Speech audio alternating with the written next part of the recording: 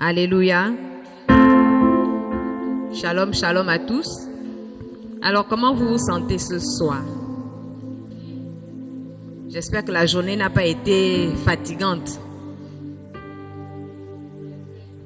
Alléluia. Voilà. Nous sommes en saison sèche, donc là, on ne peut plus se plaindre de la chaleur. Ou bien vous vous plaignez de la fraîcheur. Alléluia. Mais c'est Dieu qui dispose toutes choses. C'est Dieu qui dispose toutes choses. La pluie, le beau temps, les saisons de l'année. Tout ça, c'est pour la gloire de Dieu. Alléluia. Alors ce soir, nous sommes là pour la suite de notre enseignement. Et comme j'avais posé la question mercredi, nous sommes sur quel thème? Très bien, être à l'image de Christ. Et la dernière fois que nous nous étions vus, nous avons été beaucoup embêtés par les coupures. Nous avions commencé à aborder le témoignage. Alléluia. Et cette soirée, nous allons poursuivre et peut-être terminer. Et le vendredi prochain, nous allons entamer un autre sous-titre. Alléluia. Donc, à vos stylos, à vos cahiers, à vos Bibles, nous allons beaucoup lire. Alléluia. Alors, je disais tantôt que nous sommes sur le thème « Être à l'image de Christ » et nous abordons la sous-rubrique, la sous-partie « Le témoignage ». Alléluia. Le témoignage. Je vais juste faire un récapitulatif rapide. La dernière fois, nous avons abordé le témoignage sous deux axes. Alléluia. Nous avons parlé, nous avons dit que le témoignage, nous pouvons témoigner de Christ par la parole, c'est-à-dire le fait de proclamer. Et nous avons pris l'exemple de la femme samaritaine, n'est-ce pas? Qui, après avoir rencontré le Seigneur Jésus, après avoir échangé avec le Seigneur Jésus, après avoir été impactée par la personne de Jésus, est allée dans la ville de Samarie pour dire aux gens, venez voir quelqu'un qui m'a dit tout ce que j'ai fait. Alléluia. Et deuxièmement, nous avions abordé témoigner par le comportement. Alléluia. Notre comportement. Et là, le Seigneur nous a longuement édifié également. Et je me rappelle même que j'ai ouvert une brèche que je ne devais pas ouvrir, mais qu'on a quand même assez exploité. Et ce soir, nous allons beaucoup nous appesantir sur cette brèche-là. Je ne vais pas en dire plus, nous allons suivre ensemble. Alléluia. Nous avons notre texte de base qui est tiré des Actes des Apôtres, le chapitre 11, le verset 26. Alors nous prenons nos Bibles, comme de bons étudiants de la Bible. Actes, le chapitre 11, le verset 26. Est-ce que je peux avoir un lecteur?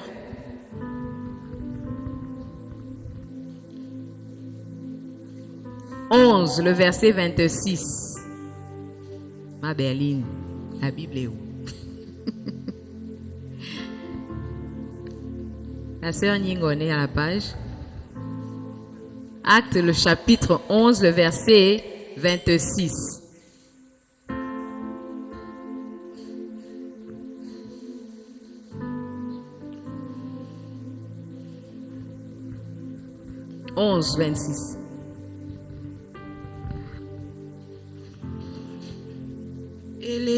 Et l'ayant trouvé, il l'emmena à Antioche pendant toute une année.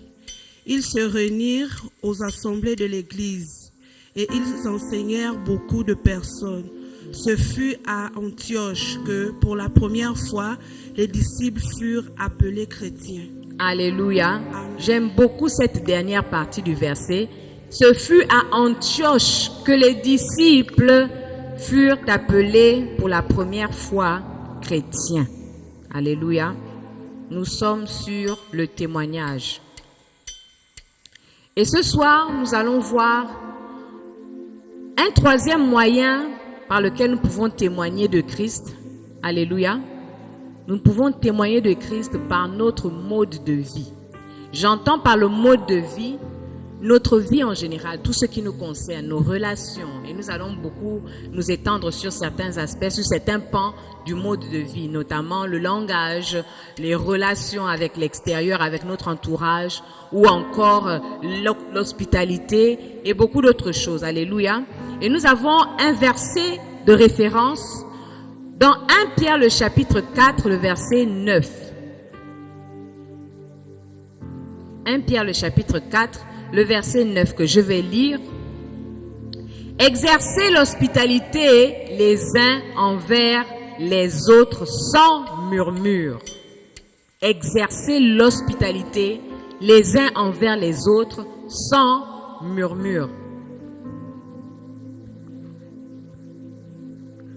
Le premier sous-point que nous allons aborder, vous l'aurez compris à travers le verset, nous allons parler de l'hospitalité et de la générosité. Comment nous pouvons témoigner de Christ à travers l'hospitalité et la générosité. Alléluia. L'hospitalité, c'est quoi? Si nous fallait donner une définition de l'hospitalité, l'hospitalité, c'est bien accueillir les gens qui viennent chez nous, n'est-ce pas? Bien recevoir les gens qui viennent chez nous. Être bienveillant, non seulement envers nos prochains, les gens que nous pouvons connaître, qui viennent nous rendre visite, mais plus précisément aussi envers un étranger. Quelqu'un qui peut être dans le besoin, qui vient frapper à ta porte, tu te dois d'exercer l'hospitalité. Alléluia. C'est vrai que dans le monde dans lequel nous vivons actuellement est un peu, question sécurité, c'est un peu, voilà, il y a beaucoup à dire, mais nous sommes conduits par l'Esprit de Dieu. Des fois, l'Esprit de Dieu peut t'amener à venir en aide à quelqu'un que tu ne connais ni d'Adam ni d'Ève. Alléluia. L'hospitalité, c'est plus que la gentillesse. C'est plus que le simple fait d'être gentil. C'est plus que le simple fait de rendre visite à quelqu'un. C'est quelque chose de vraiment profond. C'est une nature qui nous est donnée par le Saint-Esprit. Alléluia. Parce qu'il arrive des fois que tu ne comprends pas pourquoi, tu ne comprends pas cette motivation, cet influx au-dedans de toi qui te pousse à aider une personne. Alléluia. L'hospitalité. Et c'est par l'hospitalité que nous pouvons également témoigner de Christ. Parce que la personne en face de qui nous exerçons l'hospitalité va être touchée par notre gentillesse, par notre simplicité, par notre élan de cœur. Et c'est un moyen pour la conduire à Christ. Alléluia. Parce que n'oubliez pas que Jésus, nous ne pouvons pas le voir. Il n'est plus physique. Alléluia. Il n'est plus physique dans ce monde. Mais les gens peuvent voir le Seigneur Jésus à travers nous. À travers notre façon d'être. À travers notre hospitalité. À travers notre façon d'accueillir les gens. À travers notre façon de recevoir les gens. Alléluia. À travers l'hospitalité, les gens peuvent se faire une idée représentative de Dieu. Que Dieu est bon. Donc Dieu est bon. Alléluia. Comment les gens sauront que Dieu est bon si nous-mêmes, nous ne montrons pas cette bonté-là de Dieu? Comment les gens sauront que Dieu aime aider les gens, Dieu aime venir en aide aux gens si nous-mêmes, nous ne sommes pas prompts à aider notre prochain? Alléluia. Là, j'ouvre une parenthèse, je n'ai pas mis le texte, mais il y a dans la Bible l'histoire du bon samaritain. Alléluia. C'est une parabole que Jésus a donnée à ses disciples pour leur montrer que, en réponse aux pharisiens, pour leur montrer que le bon samaritain dont il est question là, pour la petite histoire, la Samarie, je ne sais pas avec vous qu'on a parlé de ça, je pense que c'est avec la classe des fils d'exhortation.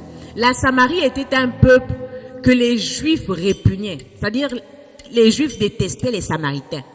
Et donc Jésus prend cette parabole-là. Je vous raconte d'abord la parabole rapidement. C'est un Samaritain c'est un homme qui a été agressé par des brigands. Et là, plusieurs types de personnes vont passer par là. Ils vont trouver le monsieur en question qui a été agressé par le Samaritain. Il y a d'abord un prêtre, c'est-à-dire quelqu'un qui connaît la loi. Il passe, il regarde et il esquive. Il y a encore une autre personne, je pense que la deuxième personne, c'était qui? Pasteur? Le deuxième individu, à part le prêtre qui était un lévite, il vient, il regarde, il passe aussi. Et là vient un samaritain. Les samaritains que le peuple juif détestait. C'est le samaritain qui vient, épris de compassion, vient en aide à ce monsieur-là qui a été agressé par les brigands. Il le prend, il le met sur son âne, il l'amène jusqu'à une auberge. C'est-à-dire, vous imaginez un peu le détour. Peut-être que c'était même pas sur son chemin. Mais pris par l'élan de cœur, il prend le blessé, il l'emmène à cette auberge et il voit le concierge. Il lui dit que garde-le, prends soin de lui et tout ce que tu vas dépenser en prenant soin de lui, moi je viendrai te rembourser. Alléluia. Voyez un peu à quel niveau la générosité, en fait la simple gentillesse a dépassé. Parce que quand tu prends de ton argent pour venir en aide à quelqu'un que tu ne connais pas, ce n'est pas facile. Et qui puisait, nous on est habitués à ce que la vie c'est la tontine, comme on dit, n'est-ce pas non? Que quand tu fais du bien à quelqu'un, tu attends qu'il te fasse un retour. Mais imaginez quelqu'un, tu ne le connais pas. Peut-être que quand il va même finir, quand il sera déjà bien, peut-être il va partir. Il n'y aura même pas le merci. Mais tu ne t'attends pas à ça en fait. Alléluia. Tu ne t'attends pas à ça parce que c'est l'élan de cœur de Dieu. C'est le cœur de Dieu que tu as. Vous imaginez un peu Dieu, toutes les fois qu'il nous donne le sou de vie là. S'il attendait qu'on bâtisse les châteaux pour lui et tout ça. Non. Dieu nous donne gracieusement. Alléluia. Il nous donne parce que c'est dans sa nature de donner. Il nous aime parce que c'est dans sa nature d'aimer. Il est amour. Alléluia. La Bible déclare dans Hébreux 13, verset 2, « N'oubliez pas l'hospitalité, car en l'exerçant, quelques-uns ont logé des anges sans le savoir. » Alléluia. Des fois, le Seigneur peut prendre la forme de n'importe qui, quelqu'un de méprisable. Alléluia. Et ça me rappelle un peu l'histoire de cette femme-là dont le pasteur nous a relaté l'histoire, pardonnez-moi la redondance, qui attendait la visite du Seigneur Jésus. Le Seigneur Jésus lui a dit que non, je vais passer chez toi à telle heure. Et à telle heure précise ou quelques minutes avant, voilà un mendiant, un vieux monsieur qui vient, qui frappe à la porte. Elle attendait le Seigneur Jésus. Et vous imaginez un peu, quand toi tu as déjà arrangé ta maison, tu as déjà bien, tu as mis les senteurs, tu as bien arrangé les coussins et tout ça là. Et quelqu'un sale vient. Est-ce que toi-même tu vas le faire entrer dans ta maison? Alléluia. Et c'était le cas de cette femme-là. Elle a refusé. Elle a dit que non, pardon. Moi j'ai un rendez-vous, j'ai un grand rendez-vous. Et elle a rabroué le monsieur qui est parti.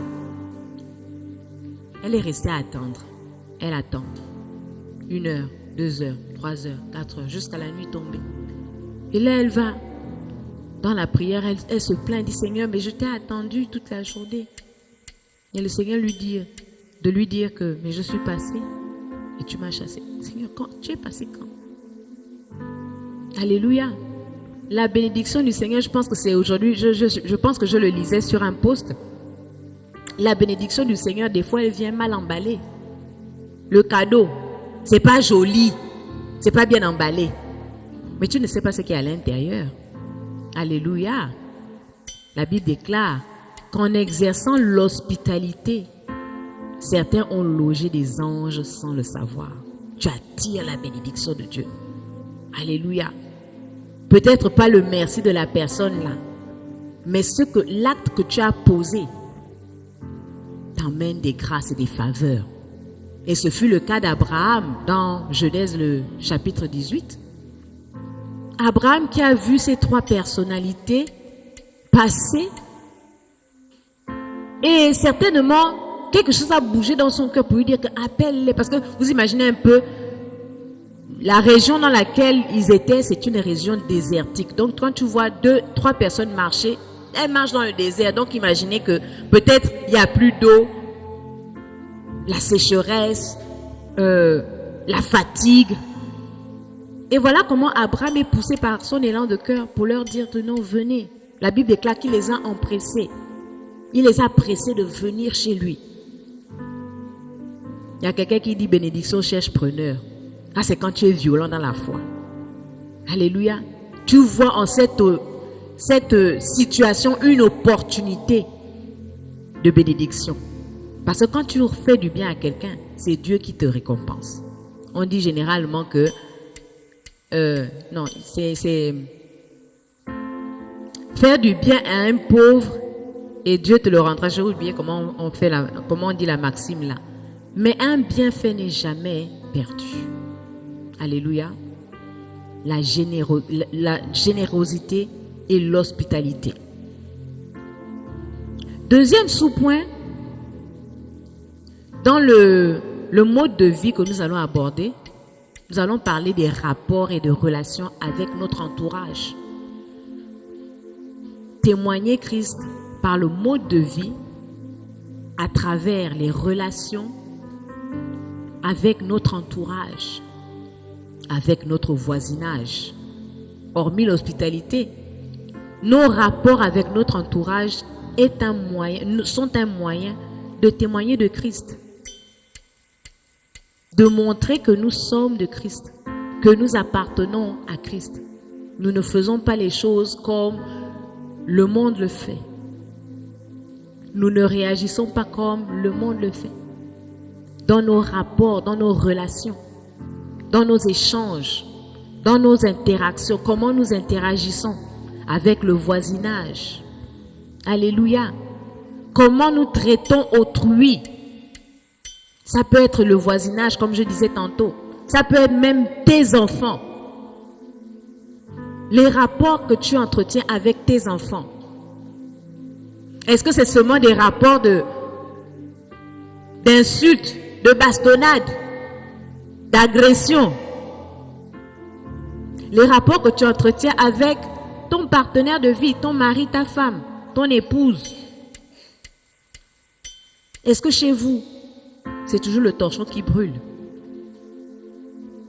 Les collègues de travail. Comment les collègues de travail sauront que tu appartiens à Christ si les rapports entre vous ne sont pas au beau fixe? Imaginez un peu, tu travailles dans une entreprise où tu ne t'entends avec personne, ou à la limite, tu ne t'entends pas avec une certaine personne. Et puis voilà que on vient faire un reportage à l'église et tu passes à la télé. Et cette collègue de travail là te voit. Ou ce collègue de travail te voit. Le lendemain, sinon le jour d'après, quand tu vas te voir, il va venir te demander que, ah donc tu pries, hein? Mais quand il te pose la question, en fait ce n'est pas parce que c'est plutôt par moquerie en fait, pour te dire que tu pries, mais en réalité tu n'as pas le caractère d'un chrétien. C'est pour te renvoyer ça en plein visage. Parce que quelqu'un qui prie a une certaine attitude avec les autres. Les relations que tu entretiens avec les autres, c'est pour ça que nous devons veiller à cela. Le monde doit voir autre chose que ce qu'il connaît. Même dans les frustrations que nous avons en entreprise, là je parle du cadre professionnel. Les gens du monde ont une certaine façon de réagir. Mais toi qui es à l'image de Christ, comment tu vas réagir? Comment tu vas te positionner pour défendre le Christ que tu prétends suivre? Alléluia. Et quand bien même il y aurait des situations de peau de banane pour te faire tomber, tu ne vas pas commencer à réagir comme certains collègues viendront te souffler que non, il faut te venger. Il faut aller voir le patron, il faut aller trahir. La sagesse.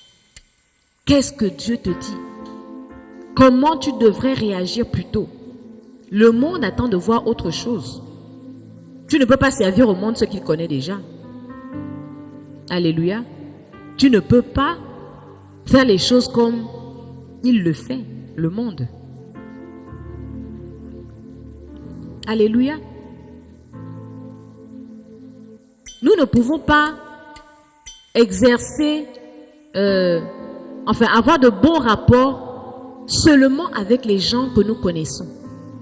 Seulement avec les gens avec qui nous nous entendons.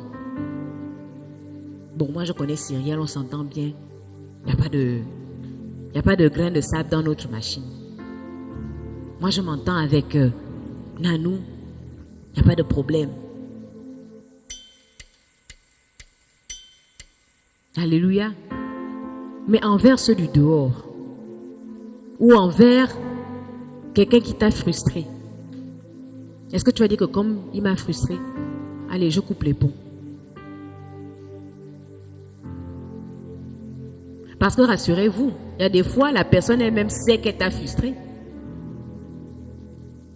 Et elle attend que tu ne lui parles plus. Pour elle, ce sera une façon de savoir que tu es fâché. Que tu n'es pas content par rapport à ce qu'elle a fait. Mais quand tu viens, tu dis bonjour, ça va. Tu fais comme si rien ne s'est passé. Comment vous imaginez que la personne va réagir?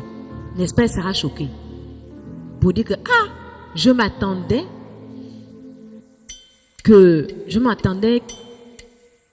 à ce qu'elle se comporte différemment. Mais c'est le contraire. Et là, tu as utilisé cette situation pour témoigner de Christ. Qu'en fait, ce que toi tu sèmes, je ne sème pas la même semence. Toi tu sèmes la haine, moi je sème l'amour. Et la Bible déclare, surmonter le mal par le bien. Dans nos rapports, dans nos relations avec notre entourage. On s'entend seulement avec les gens qui sont pour nous comme nous. On s'entend seulement avec les gens qui sont du même groupe ethnique que nous. Si tu es Fan, moi je suis Fan, on s'entend. Tu es Biéné, moi je suis Biéné, on s'entend. On va même se regrouper entre Biéné pour critiquer les autres ethnies. Bien non, les autres, là, bon, il y a une certaine ethnie qui aime faire ça, mais bon, je ne vais pas citer ici. Il ne faut pas chercher les problèmes. Alléluia. Non, nous devons dépasser cela. Ne pas être bon seulement avec ceux que l'on connaît, avec ceux qu'on connaît. Mais que notre bonté s'étende. Il y a un témoignage qui me vient à l'esprit, mais je n'ai pas envie de rentrer dans ça. Et vous savez ce qui est bien? Je vais quand même juste être un peu briefer. Je prendrai le cas du mariage. Généralement, quand on parle du mariage, les gens aiment bien quand on se marie entre même ethnie, n'est-ce pas? Quand tu amènes quelqu'un d'une autre ethnie, ça fait un peu bizarre parce qu'on se dit que bon, elle n'est pas de chez nous. Il n'est pas de chez nous. Mais la chose qui est bien, c'est qu'avec Dieu, Dieu brise ça. Parce qu'aujourd'hui, les choses sont telles que il y a beaucoup de mariages intra- ou interculturels. Donc, vos histoires de on se marie entre nous là, on fait notre petite sauce entre nous là. Alléluia. La Bible déclare, si vous saluez seulement vos frères, qu'est-ce que vous avez fait d'extraordinaire? Si vous parlez seulement avec vos frères, qu'est-ce que vous avez fait d'extraordinaire? Notre bonté, notre générosité, notre attitude doit aller au-delà des clivages sociaux, des clivages. Non, moi je suis de la classe A. Donc je parle seulement avec les gens de la classe A. Moi je suis de la classe des élites. Donc je parle seulement aux gens de la classe des élites. Non, ce n'est pas ce que Dieu nous demande dans nos relations. Alléluia. Nous devons être simples avec tout le monde. Gentil avec tout le monde. Pas de préférence. Alléluia. Pas de préférence. Ce n'est pas pour dire que non, moi je suis quelqu'un, je dois monter, donc il faut que je me balade seulement avec ceux qui doivent monter. Ceux que je sens qu'ils vont m'amener en haut. Non. Ce n'est pas ce que Dieu attend de nous. Alléluia. Troisième sous-point, le langage. Le langage en tant que chrétien. Comment nous pouvons témoigner de Christ si notre langage n'est pas converti? Je vais dire ça comme ça. Et là, je vais m'attaquer beaucoup plus aux femmes Parce que ce sont les femmes qui ont beaucoup plus un problème de langage. Encore qu'il y a des hommes qui parlent dur, qui parlent méchant. Nous devons travailler sur notre langage. Alléluia. Plusieurs chrétiens ne comprennent pas que quand tu donnes ta vie à Christ, quand tu te convertis, c'est tout ton être qui est converti. Ce n'est pas la langue qui reste pécheresse. Alléluia. Tout ton être est converti. Et donc la langue aussi, qui fait partie de ton corps, doit être convertie. Elle doit passer par la croix. Alléluia. Notre façon de parler aux autres doit être la preuve que notre langue est passée par la croix. Comment nous parlons aux autres? La Bible déclare dans Colossiens 4, le verset 6, que votre parole soit toujours accompagnée de grâce, assaisonnée de sel. Et moi j'aime bien la fin. Afin que vous sachiez comment il faut répondre à chacun. Ça veut donc dire que tes paroles, tu dois les mesurer. Et c'est quelqu'un qui pouvait dire que tourner la langue 7 fois dans la bouche avant de parler. Bon, je ne sais pas si on peut le faire, mais bon. C'est une expression qu'on avait quand on était plus jeune. Il faut tourner la langue 7 fois dans la bouche avant de parler. Pour dire qu'il faut réfléchir, il faut mesurer. Pour que ton langage, ce que tu vas faire sortir de ta bouche, ne choque pas, ne brise pas, ne diminue pas ton semblable. Que lorsque l'autre va t'écouter, il ne se sente pas rabaissé. Que quand l'autre va t'écouter, il ne se sente pas diminué, genre que vraiment là. Alléluia. Nous allons expliquer pourquoi Paul parle de grâce et pourquoi il parle de sel. J'ai fait quelques recherches. Et concernant la grâce, qu'est-ce que la grâce? La grâce représente la douceur et le tact. La douceur et le tact. Le tact, c'est quoi? C'est-à-dire une douce caresse. C'est ça le tact. La grâce dont il est question là, c'est la douceur et le tact. La grâce nous permet d'adapter notre discours à notre interlocuteur sans le froisser aucunement. Alléluia. Et ça, j'ai envie de dire que cet exercice n'est pas facile en soi. Et imaginez encore dans une circonstance où vous avez un échange houleux avec quelqu'un. Avec votre mari, avec votre voisine, avec votre collègue de travail. Les mots vont sortir seulement que comme on dit au quartier, ça sort comme ça sort. Mais c'est là où il faut se rappeler de ce verset. Que votre parole soit pleine de grâce, assaisonnée de sel. La grâce qui représente la douceur et le tact. Afin que nous puissions adapter notre discours à notre interlocuteur sans le froisser. Maintenant, on parle du sel. Le sel, c'est quoi? Déjà nous connaissons que le sel a plusieurs fonctions. Le sel donne la saveur, n'est-ce pas? Une nourriture sans sel, c'est une nourriture fade. Mais le sel n'a pas seulement cette fonction de donner la saveur. Le sel a aussi cette fonction d'arrêter la pourriture. N'est-ce pas? Quand on parle du poisson salé, le poisson salé peut rester là. La salinité, c'est ça. Hein? La salinité permet au poisson de ne pas pourrir. Pardon. Oui, la salinité permet au poisson de ne pas pourrir. Oui, la salinité, c'est le sel. Voilà. Non, mais j'ai quand même des gens qui connaissent. Les mamans là, elles connaissent, il ne faut pas suivre. Alléluia. Donc, le rôle du sel est de donner la saveur à 2 niveaux. Premièrement, il rend nos discussions intéressantes. On s'édifie. C'est-à-dire que quand l'autre est avec toi, il apprend des choses. Il bénit Dieu pour ça, parce qu'à chaque fois qu'il t'écoute, c'est des paroles qui viennent l'encourager. Des paroles qui viennent le booster. Non, ma soeur, tu ne peux pas rester comme ça là. Il faut faire quelque chose. Peut-être elle vient se plaindre auprès de toi que vraiment la situation à la maison, les enfants n'ont pas le pain et tout ça là. Toi, plutôt que de la descendre davantage. Que, je t'avais dit non.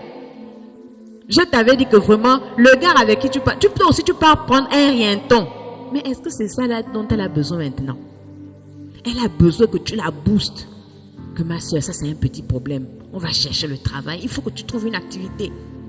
Alléluia. Il faut qu'à chaque fois qu'elle vienne t'écouter, qu'elle sorte de là boostée.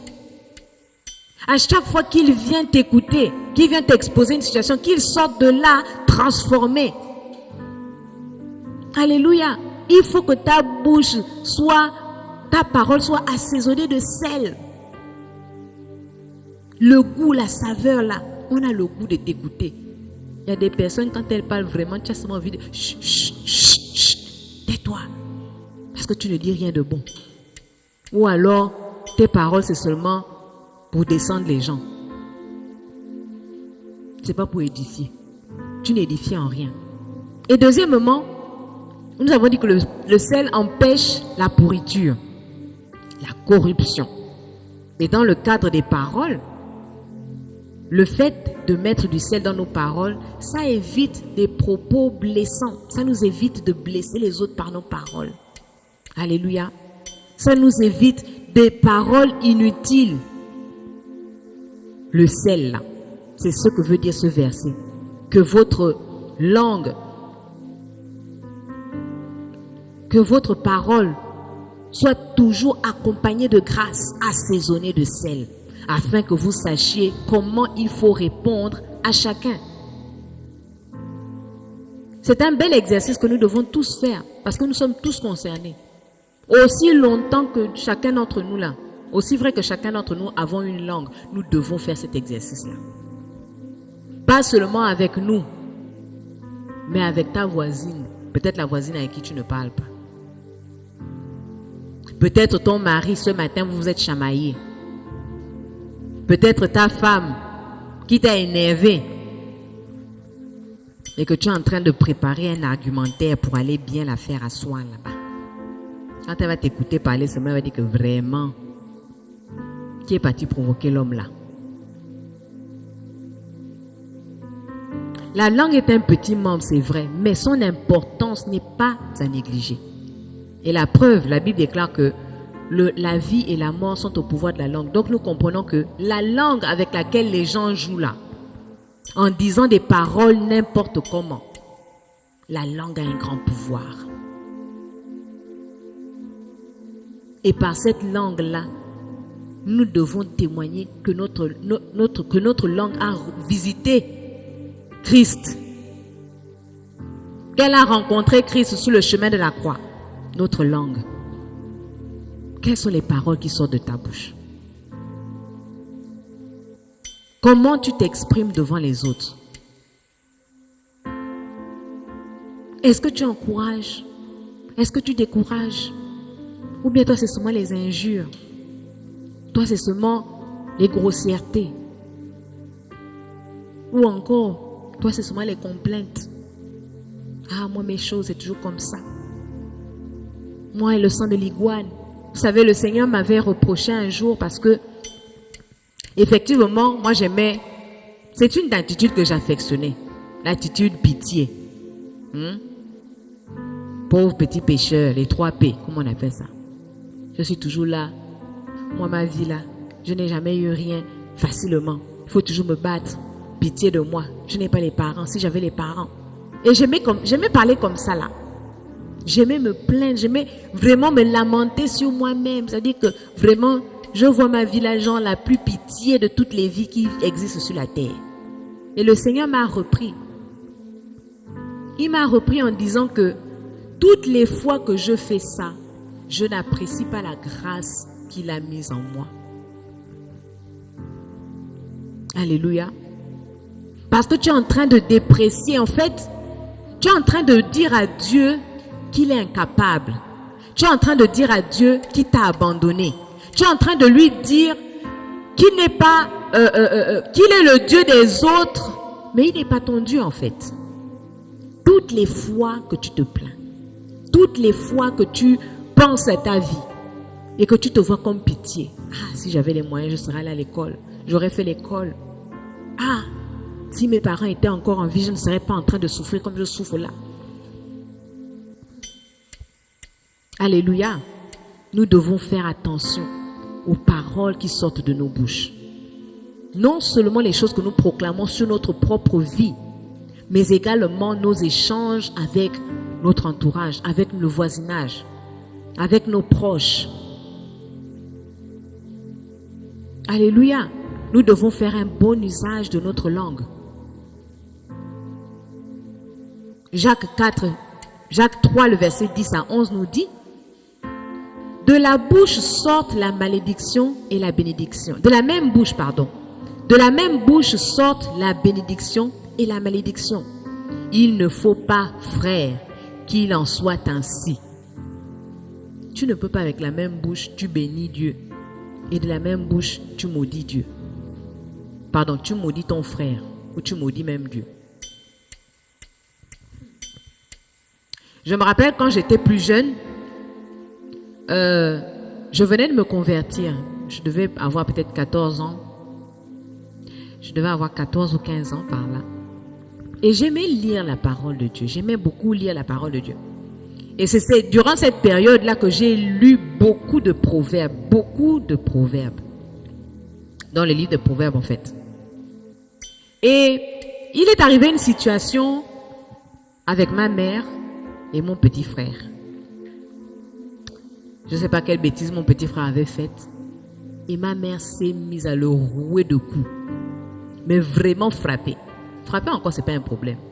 Mais les paroles qu'elle disait quand elle frappait. Je vais te tuer aujourd'hui. Je vais te tuer aujourd'hui. Et je passais par là, j'écoutais. Et ça m'a rappelé ce proverbe-là que j'avais lu. Je ne sais pas, peut-être que Dieu avait fait en sorte que je lise ce proverbe à l'avance. Qui dit, je vais peut-être vous l'envoyer plus tard, que reprends, châtie ton enfant, car il y a encore de l'espoir, mais ne désire pas le faire mourir. Et quand ma mère a fini de parler, enfin, quand elle a fini la séance de bastonnade avec mon petit frère, je suis partie la voir dans la chambre et j'ai pris le verset là, avec la Bible. J'ai dit que maman, regarde, j'ai trouvé un nouveau verset. Et je lui ai fait lire ça. Je vous assure que depuis ce jour-là, jusqu'à aujourd'hui, je me tiens devant l'estrade. Ma mère n'a plus jamais fait ça. Frapper et dire des paroles négatives. Elle n'a plus jamais fait ça. Alléluia. Parce qu'elle a compris que la langue là, ça a un pouvoir. Parce qu'on dit généralement que quand tu fais même comme ça là, tu ne sais pas le sorcier qui est en train de passer à côté. Voilà comment il va capturer ça. Ah, voilà un enfant qu'on veut livrer. Voilà un enfant dont on n'a pas besoin. Et la nuit, il vient. Paf. Puisqu'elle a dit aujourd'hui, je vais te tuer aujourd'hui. Oh, il vient récupérer. Il dit que donnez, comme vous ne voulez pas donner, moi je vais prendre pour ces choses. Alléluia. La langue. La source fait-elle jaillir de la même ouverture l'eau douce et l'eau amère? Tu ne peux pas prendre ta bouche pour bénir Dieu et la même bouche pour maudire l'homme fait à l'image de Dieu. Alléluia. Témoigner de Christ à travers notre langage. Le dernier point que nous allons aborder rapidement, parce que je l'avais déjà abordé la semaine dernière, l'habillement. L'habillement. Le Seigneur a bien voulu que je revienne sur cet aspect-là, sur ce pan-là, parce que la dernière fois, effectivement, nous avons été un peu, c'était un peu rapide, et par ailleurs, nous avions été bien embêtés par les coupures. L'habillement. Les gens ne comprennent pas, les chrétiens que nous sommes ne comprenons pas que l'habillement occupe pour Dieu une place très importante. Très, très, très importante. Et aujourd'hui, nous allons le comprendre. Alléluia. Parce que, pourquoi l'habillement occupe une place importante? Parce que Dieu est le premier à avoir confectionné un vêtement. Alléluia. Les élèves de l'école des nouveaux, vous connaissez. Et il a confectionné ce vêtement. La première, c'était pour quel but? Le premier but pour lequel il a confectionné ce vêtement, c'était lequel? Cacher la nudité. Alléluia. Donc quand on s'habille, c'est pour cacher la nudité. Il n'y a aucun plaisir pour Dieu de nous voir half naked, à moitié nus. Parce que si Dieu lui-même, Dieu créateur du ciel et de la terre, il a confectionné les vêtements pour cacher la nudité, pourquoi nous les hommes, nous allons l'exposer? La Bible même déclare que quand Adam et Ève ont mangé du fruit de la connaissance du bien et du mal, ils ont découvert qu'ils étaient nus. Et Adam il répond à Dieu que j'ai vu que j'étais nu et j'en ai eu honte. Donc ça veut dire que la nudité va avec la honte. Mais pourquoi prendre cette nudité et l'exposer? Alléluia. Attention. Quand je parle d'exposer la nudité, ce n'est pas que nous allons marcher nus. Bon, il y a certains qui ont ce courage. On les appelle les nudistes, le retour à l'innocence. Bon, ça c'est un autre pan. Ça c'est un autre chapitre qui ne nous concerne en rien. Mais quand je parle de nudité, ce n'est pas que nous allons marcher nus. Mais il y a certains vêtements qui laissent à désirer. C'est-à-dire qui ne laissent place à aucune imagination. Parce que tout est là. Alléluia. Et il est regrettable de constater que le monde a envahi l'église par le vestimentaire. Les modèles qu'on voit dans les magazines, les stylistes même, quand ils coudent des vêtements, la femme est toujours... On se pose des questions. Est-ce que s'il y avait un peu plus de tissu ici, là, est-ce que la tenue ne serait pas belle? Pourquoi il a fallu qu'on enlève le tissu là pour montrer une partie de chair? Est-ce que c'est ça qui rend la tenue belle? Si nous avons compris que nous sommes appelés à être l'image de Christ, nous allons aussi comprendre ce soir que notre vestimentaire également doit être à l'image de Christ. Alléluia. Parce que nous venons de comprendre que c'est Dieu qui a été le premier tailleur. Et il a fait ce vêtement pour couvrir la nudité. Donc nous également, nous devons veiller sur notre accoutrement. Nous devons veiller sur les choses que nous portons. Nous devons veiller sur comment nous nous présentons devant Dieu. La dernière fois, je le disais, à regret, c'est une de mes filles spirituelles qui me disait que non, moi, quand je m'habille d'abord pour moi. Et je lui ai dit clairement que si tu t'habilles encore pour toi, c'est que tu n'es pas encore chrétienne. Parce que celui qui doit se réjouir de ton habillement, c'est Dieu. Tu t'habilles pour couvrir le corps que Dieu a fait. Le temple que tu es, le temple de Dieu que tu es, tu t'habilles pour le couvrir. Les débardeurs, les hauts sautés, les petites culottes que nous voyons aujourd'hui, sans gêne. Des jeunes filles de rien du tout. Et puis même encore, il y a certaines mamans où toi-même, c'est-à-dire que tu cherches où mettre les yeux.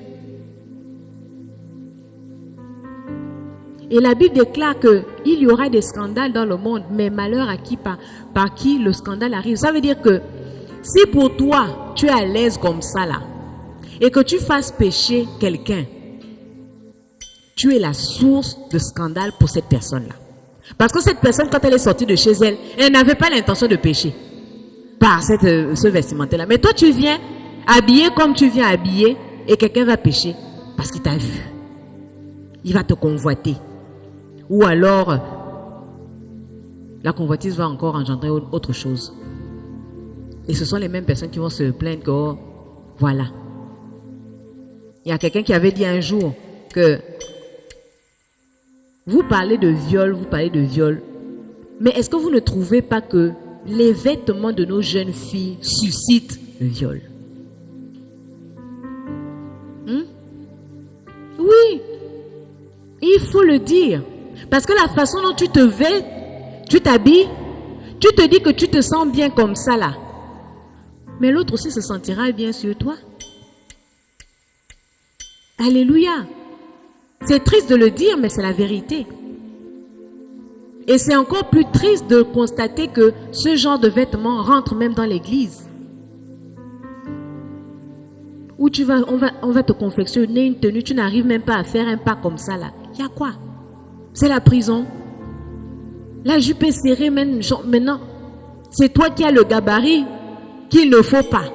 Mais c'est toi qui jures que tu dois porter le corps. Le sur-mesure. Non, même les hommes aussi. Il paraît qu'on appelle ça les slim ou bien les skinny. On doit bien voir la forme du pied. Le mollet, tout doit être dessiné. Alléluia. Nous devons faire attention. Nous devons faire attention parce que nous sortons du cadre originel du vêtement.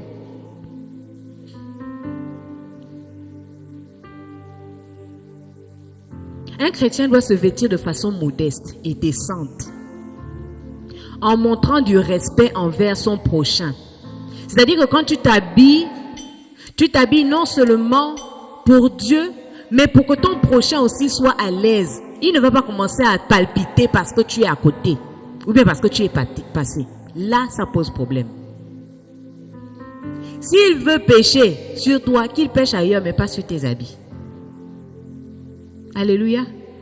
Bon, s'il pêche sur le parfum que tu es passé avec une odeur qui est restée, c'est indépendamment de toi.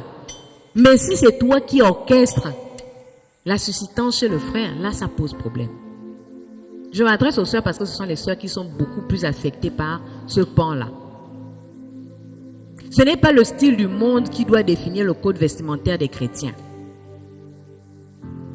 Même si tu vois un joli modèle, pose-toi la question que est-ce que ça là, ça m'irait? Ou encore, est-ce que ça là, ça glorifie Dieu? Est-ce que toutes les parties de mon corps seront couvertes? Alléluia. On ne confectionne pas un vêtement parce que tu l'as juste trouvé beau. Notre corps est le temple du Saint-Esprit et par conséquent, même ce que nous vêtons doit honorer Dieu. Même ce que nous portons doit honorer Dieu. Parce que nous avons dit que notre corps est le temple du Saint-Esprit. Ou bien, deux éléments doivent être considérés. Je m'en vais rapidement parce qu'il est déjà presque l'heure. Deux éléments doivent être considérés lorsque nous parlons de l'habillement pour un chrétien. La pudeur et la modestie, comme je l'ai dit tantôt. C'est-à-dire s'habiller de façon à ne pas indirectement révéler les parties intimes du corps. Rassurez-vous, je vais commencer à surveiller. Je vais même confectionner, je vais même acheter des pagnes. Quand tu arrives façon là, je te donne le pagne. Toi-même, tu comprendras que dimanche prochain ou la semaine prochaine ou bien le prochain culte, tu ne viendras plus avec la même tenue là. Oui, on met la toge. Alléluia. S'habiller de façon à ne pas indirectement révéler les parties intimes du corps.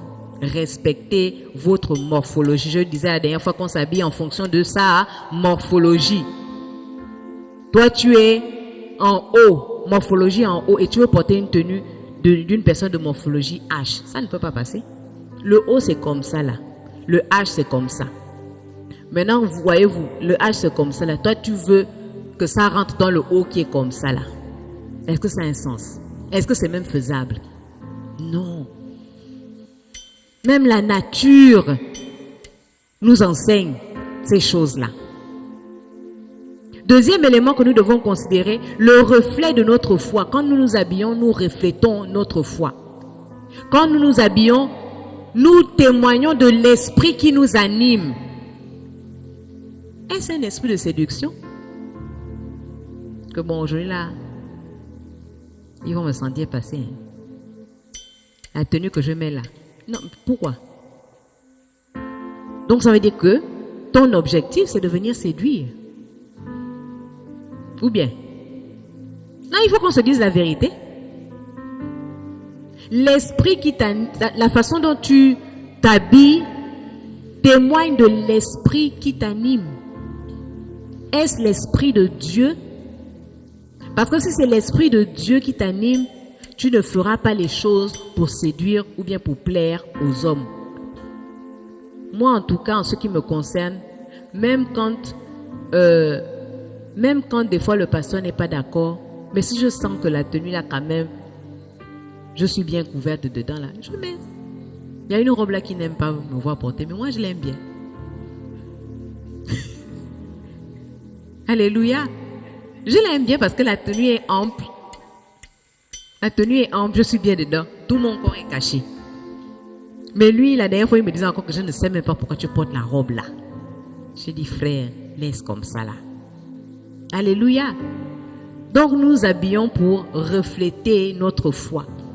Les tenues que nous choisissons doivent dévoiler l'esprit qui nous anime. Alléluia. Je vais terminer par là en disant que être à l'image de Christ nous fait réaliser que nous ne nous appartenons plus à nous-mêmes. Nous ne vivons plus pour nous-mêmes. Si tu penses que tu vis encore pour toi-même, que tu te coiffes encore, ça, là c'est seulement les habits que j'ai attaqués. Mais il y a aussi les coiffures. Tu vas maintenant venir avec une coiffure extravagante, genre tout le monde, les yeux seront seulement que sur toi. Non. C'est-à-dire que tu perturbes même la paix des autres. Que ta coiffure soit belle, oui, on veut comprendre, on peut l'accepter, mais qu'elle ne soit pas extravagante. Que tes chaussures soient bien cirées, bien machin, mais qu'elles ne soient pas extravagantes. Vous savez que c'est très très mesuré. Mais tout cela est possible parce que certains vont peut-être, j'entends certains dire que oh, c'est dur, hein, vraiment. Non, ce n'est pas dur. Si tu te laisses conduire par l'Esprit de Dieu, ce ne sera pas dur. Alléluia. Le problème, c'est parce qu'on veut encore vivre pour nous-mêmes. Tu veux encore t'habiller pour toi-même. Tu veux encore acheter la chaussure pour toi. Il y a de ces chaussures-là qui font comme ça, là. Ou bien, comme je vois les certains, je n'ai pas envie d'aller là-bas. Mais non, être à l'image de Christ, on comprend qu'on ne s'appartient plus. L'apôtre Paul a dit, ce n'est plus moi qui vis, c'est Christ qui vit en moi. Donc tout ce que je fais, c'est pour lui que je le fais. Tout ce que je fais, c'est par l'Esprit de Dieu que je le fais. C'est l'Esprit de Dieu qui guide, qui est comme le métronome de ma vie. Qui ordonne, qui est la mesure. Je vous ai fait le témoignage la dernière fois de comment j'étais partie avec toute la joie du monde commander des habits en Europe. Les habits qui sont venus, les habits n'avaient pas de problème. J'ai commencé à les porter. Les habits n'avaient aucun problème. Le problème, c'était moi. Et comme je ne voulais pas comprendre, le Saint-Esprit est passé par le rêve pour me montrer que les habits là. Puis je n'ai pas réfléchi par quatre chemins pour dire que ah non, moi j'ai dépensé mon argent. Non. Je vais porter l'habit là jusqu'à ce que je sente que j'ai fini de porter, je suis rassasié de porter. Non. Je n'ai pas réfléchi. J'ai pris tout. J'ai donné. Parce que quand le Saint-Esprit, vous arrivez déjà au stade que le Saint-Esprit vient vous persécuter dans le rêve, il faut savoir que là, tu as beaucoup été têtu. En fait, il y avait des signaux qui étaient là, mais que tu refusais de regarder parce que tu voulais porter ta tenue. Tout ce qui nous concerne doit être pour la gloire de Dieu. Tout ce qui nous concerne doit être pour la gloire de Dieu. Que le Seigneur nous aide ce soir. Qu'il nous bénisse ce soir. Et qu'il nous aide à comprendre que être à l'image de Christ, c'est un travail permanent. Ce n'est pas que nous sommes déjà arrivés. Alléluia. Même moi qui vous parle, même moi qui suis votre pasteur, à mon niveau d'exigence, selon le Saint-Esprit. Parce que c'est un travail continuel. C'est une relation continuelle. aussi longtemps que nous serons sur cette terre, il va nous parfaire afin que nous soyons à son image. Alléluia. Est-ce que nous pouvons baisser nos têtes pour prier ce soir? Pour certains, vous allez peut-être demander à Dieu pardon parce que vous avez fait des choses pour vous. Vous avez agi pour vous. Vous avez réfléchi pour vous. Vous avez fait vos choix. Vous ne l'avez pas consulté ou encore vous ne l'avez pas sollicité. Vous n'avez pas sollicité son concours. Vous avez fait pour vous-même parce que ça vous faisait plaisir. Il est temps ce soir de demander à Dieu pardon. Il est temps ce soir de te remettre en question. Seigneur, est-ce que je suis vraiment sur la bonne voie? Est-ce que mon habillement te glorifie? Est-ce que mes relations avec mon entourage sont au beau fixe? Est-ce que je suis réellement un témoignage à travers, Seigneur, mon langage? Est-ce que véritablement, Seigneur, j'exerce l'hospitalité comme tu attends de moi, chrétienne, chrétien que je suis? Élève ta voix. Ce soir, parle avec ton Dieu. Il n'est pas venu ce soir pour t'accuser, mais il est venu pour te montrer que tu peux mieux faire. Peut-être que tu ne connaissais pas ces choses. Ce soir, il est venu te dire que tu peux mieux faire. Tu peux changer d'orientation, tu peux changer de trajectoire et revenir sur la bonne voie. Éternel Dieu de gloire, Seigneur, nous prions ce soir. Et nous te demandons pardon pour toutes les fois où nous nous sommes comportés avec désinvolture. Seigneur, nous avons fait les choses par nous-mêmes. Nous avons fait les choses qui nous font plaisir nous-mêmes. Et nous n'avons pas tenu compte de ton avis. Nous n'avons pas tenu compte, Seigneur, de ce que toi tu penses. Seigneur, nous avons fait des choses, oh Dieu, Seigneur, Papa, pour nous-mêmes, Seigneur, sans réellement te consulter. Ah, nous te demandons pardon. Et ce soir, nous venons, Père, Seigneur, comme tu ne nous accuses pas, comme tu ne nous rejettes pas. Seigneur, tu nous parles, Seigneur, tu nous instruis, Seigneur, c'est pour que nous puissions changer. C'est pour que nous puissions nous améliorer. C'est pour que nous puissions nous corriger. Alors ce soir, je prie. Pour ma vie, je prie pour mon frère, je prie pour ma soeur.